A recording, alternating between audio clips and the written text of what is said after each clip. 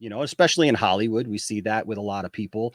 And what I heard from you was I heard you talking about your past. I heard you talking about, like, even I remember in an Instagram video you made, you talked about unionizing Oh yeah. people.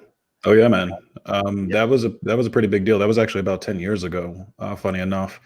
And so we were working at a job, me and some other coworkers, right? And there was a contingent of people who were unionized, and there was a contingent of people who were not at this job. And the management at the time was attempting to do some really dodgy stuff.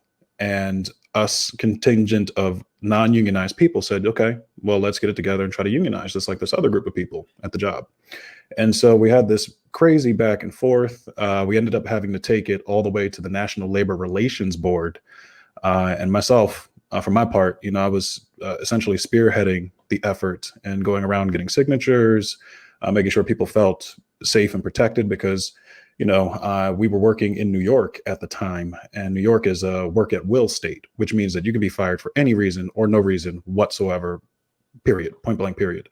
Now, because everything that was unfolding just so happened to be happening at the same time as we were attempting to unionize, it ended up creating a lot of really interesting conversation. And one of those conversations was whether or not there was union discrimination being implemented in some of the folks that were being let go during this time, And Mhm. so myself and a handful of others who were seen as quote unquote troublemakers, uh, we were conveniently let go during the time of these union talks.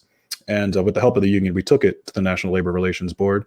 And while we were not able to get our jobs back, the Labor Relations Board ensured that the folks that we were attempting to get unionized were able to get unionized, and they're unionized to this day with Local 360 based out of Jersey. So, Mm. it's one of those things where I'm pretty resilient when it comes to the stuff that happens in my life. I'm usually Mhm. just like, what, I'll figure out something, I'll find something else to do if I need to.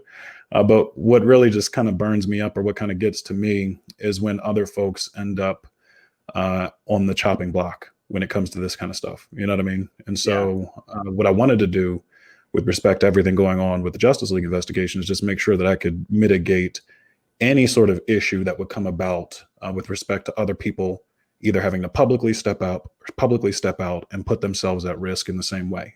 That's something Mhm. I did not and still won't allow to happen if I can help it.